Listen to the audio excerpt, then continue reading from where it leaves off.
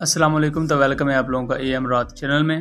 America काफ़ी concern show कर रहा है कि चाइना पैसिफिक ओशन के ऊपर नो फ्लाई जोन बना सकता है। एंड नो फ्लाई जोन का मतलब होता है बाकायदा ऐलान जंग के तौर पर कि अगर इस इलाके के ऊपर से आपका कोई भी जहाज़ गुजरा, हम बगैर कोई वार्निंग दिए उसे तबाह कर देंगे। नो फ्लाई जोन का ये मतलब।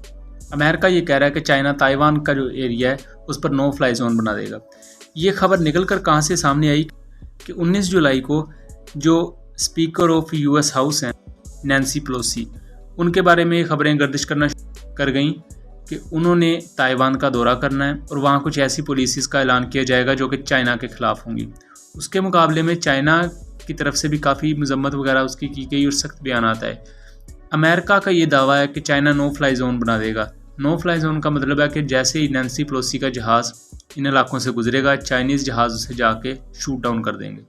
और अभी तक मेरा नहीं ख्याल चाइना ने कभी भी इस तरह की कोई बड़ी धमकी दी हो, क्योंकि ये डायरेक्टली चाइना ने वॉर्न किया है कि हम आप पर शूट कर देंगे।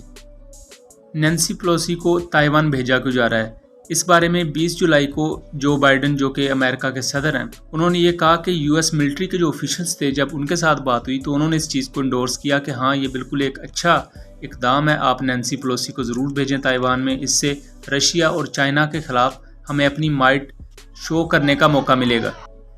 देखते ही देखते इस वाक़े ने पूरे सोशल मीडिया को अपनी लपेट में ले लिया और लोग ये बातें करने लग गए कि क्या वाकई अगर चाइना नो फ्लाई जोन या कोई एमरजेंसी वहाँ क्रिएट कर देता है और वहाँ चाइनीज़ एयरफोर्स और अमेरिकन एयरफोर्स के जहाज़ आमने सामने आ जाते हैं, तो ये दुनिया के लिए रशिया और यूक्रेन की जंग के बाद एक नया महाज खड़ा हो जाएगा, जिससे ओबियसली तमाम दुनिया मुतासर होगी। फिर 21 जुलाई को, यानी कि जो बाइडन जिस दिन बयान देता है उससे अगले दिन ही नैन्सी पेलोसी से मुख्तलिफ जर्नलिस्ट ये सवाल करते हैं कि क्या आप जा रही हैं वाकई ताइवान, जबकि चाइना आपको खुली वार्निंग दे चुका है। तो इस पर नैन्सी पेलोसी ने ना तो हाँ की और ना ही ना, बल्कि उन्होंने बात को टाल मटोल दिया। जब ये मामला उठता है कि नैन्सी पेलोसी जा रही हैं ताइवान और ताइवान में जाके वो चाइना के ख़िलाफ़ इक़दाम वगैरह पर ब्रीफिंग लेंगी और चाइना के ख़िलाफ़ कुछ पॉलिसीज़ वगैरह का ऐलान किया जाएगा, तो चाइनीज़ एयरफोर्स तकरीबन 18 से 30 के करीब जहाज़ वो एडीज़ के एरिए में जाते हैं और 22 किलोमीटर तक अंदर जाते हैं। एडीज़ का एरिया असल में ताइवान के इर्द गिर्द एक उनकी ख़ास फसाई हदूद है, उसे एडीज़ एरिया कहा जाता है। चाइनीज़ एयरफोर्स के जहाज़ 22 किलोमीटर तक अंदर जाते हैं, ये दिखाने के लिए कि हम इस इलाके को अपनी लेजिटिमेट टेरिटरी मानते हैं और ये हमारा हिस्सा है और हमारा हिस्सा ही रहेगा। क्योंकि चाइना का ये दावा है कि ताइवान कभी भी चाइना से अलहदा नहीं हुआ था। इवन ओल्ड डायनेस्टीज़ को भी देखा जाए तो ताइवान चाइना का ही हिस्सा था, लेकिन बाद में वर्ल्ड वॉर 2 और दूसरे झमेले जब दुनिया में शुरू हुए तो ताइवान एक अलहदा कंट्री के तौर पर सामने आया। ताइवान को अमेरिका फुल सपोर्ट प्रोवाइड करता है, उनको पैट्रियोट सिस्टम्स दिए हुए हैं, इवन उन्हें F-16 ब्लॉक 70 तक दिए जाएंगे। और अब उन्हीं के जवाब में चाइना ये कह रहा है कि हम यहाँ नो फ्लाई जोन क्रिएट कर देंगे। नो फ्लाई जोन जब क्रिएट हो जाएगा तो ओबियसली चाइना इन समुद्रों पर अपने surface to air missile system और अपने फाइटर एयरक्राफ्ट को हॉट अलर्ट पर कर देगा।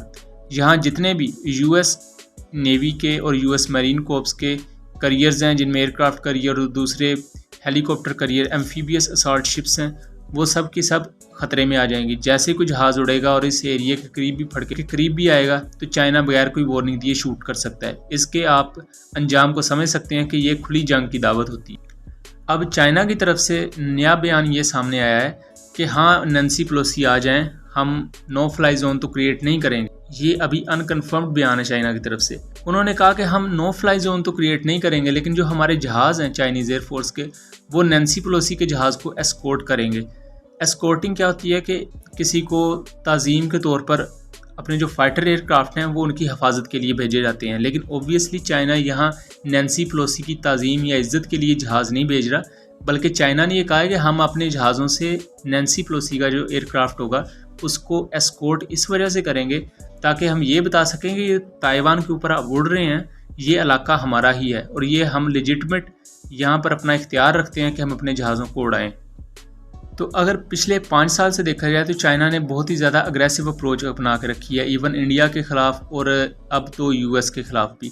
और यूएस चाइना से इस वक्त ज़्यादा खौफज़दा है ना कि रशिया से, क्योंकि रशिया को जो इलाका है वो बिल्कुल ही यूरोप के साथ पड़ जाता है। रशिया जब भी अमेरिका के साथ जंग छेड़ेगा तो अमेरिका दूर है, अमेरिका को नुकसान कम होगा, लेकिन रशिया पर पूरे का पूरा नेटो टूट पड़ेगा। रशिया एक साथ इतने ज़्यादा मुल्कों का मुकाबला नहीं कर पाएगा, वो कर भी ले, नुकसान पहुंचा भी ले, तो उसको खुद भी नुकसान बहुत ज़्यादा पहुंचेगा। लेकिन अगर हम बहरुल काहिल को देखें, जिसे पैसिफिक ओशन कहा जाता है, वहाँ यूएस नेवी है, यूएस आर्म फोर्सेस हैं, एंड दूसरी तरफ चाइना अपनी पूरी ताकत के साथ मौजूद है।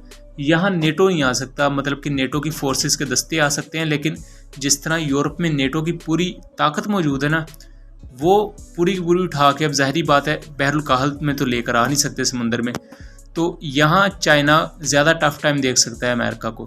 इसलिए अमेरिका अपने बैकफुट पर भी है। यहाँ अमेरिका खुलकर धमकी भी नहीं दे रहा कि हम आपको देख लेंगे और ये कर देंगे और वो कर देंगे, वरना अमेरिका तो बाद में करता है और धमकी पहले देता है।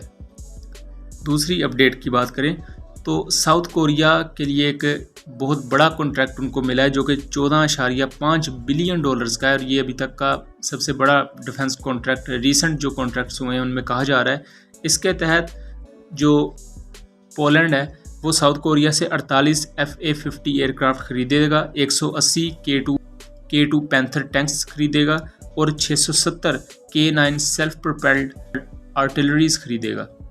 इस वक्त के रीसेंट हालात को देखा जाए तो जो twin seat multi role aircraft हैं वो इस वक्त दुनिया में लीड करना शुरू कर गए हैं।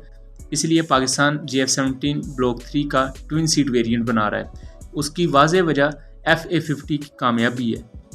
दूसरी तरफ वो अपना K2 पैंथर टैंक पोलैंड को देने जा रहे हैं, और इसमें टर्की भी काफ़ी दिलचस्पी का इजहार कर चुका है, और 670 सेल्फ प्रोपेल्ड आर्टिलरीज भी प्रोवाइड की जाएंगी, और ये $14.5 अरब का मुआहदा होगा। पोलैंड इन्हें असल में ख़रीद क्यों रहा है? तो पोलैंड के बिल्कुल साथ ही बेलारूस लगता है, और उसके साथ यूक्रेन में तो ऑब्वियसली रशिया के ख़िलाफ़ इस वक्त सेंटिमेंट पाए जाते हैं, और पोलैंड ने इस वक्त कुछ हथियार वगैरह भी प्रोवाइड किए हैं, जिनमें MiG-29 भी आई थिंक शामिल है, और कुछ टैंक्स भी शामिल है जो कि यूक्रेन को दिए गए ताकि वो रशिया के ख़िलाफ़ लड़ सके। अब जिस तरह रशिया आगे बढ़ रहा है उसको देखते हुए पोलैंड खुद खतरा महसूस कर रहा है कि अगर कल को रशिया यूक्रेन की आपस में सुलह हो जाती है और यूक्रेन पोलैंड जैसे ममालिक के ख़िलाफ़ आ जाता है तो हमारे पास फिर बचने का कोई रास्ता नहीं होगा। तो FA-50 से वो अपने एक तो पुराने MiG-29 वगैरह से उनकी जान छूट जाएगी, और दूसरा FA-50 की शक्ल में उनके पास एक अच्छा ग्राउंड स्ट्राइक ऑप्शन आ जाएगा। और ये टैंक्स और आर्टिलरी सिस्टम जो खरीदने ये बहुत ज़बरदस्त है साउथ कोरिया का, ऑब्वियसली उनको मदद करेगा। यहाँ उन्होंने अमेरिका या UK जैसे ममालिक की तरफ नहीं देखा, क्योंकि ऑब्वियसली यूरोपियन ममालिक में भी कुछ दरारें इस वक्त पाई जा रही हैं, एंड आपको पता है अमेरिका भी दूसरे ममालिक को ब्लैकमेल करता है, चाहे वो उसके अपने दोस्ती क्यों ना हो। इसलिए पोलैंड ने साउथ कोरिया को एज अ ट्रस्टेड पार्टनर देखा, ना कि US को। तो उम्मीद करता हूँ चीज़ें क्लियर हुई होंगी। मिलेंगे अगली वीडियो में, तब तक के लिए अल्लाह हाफिज़।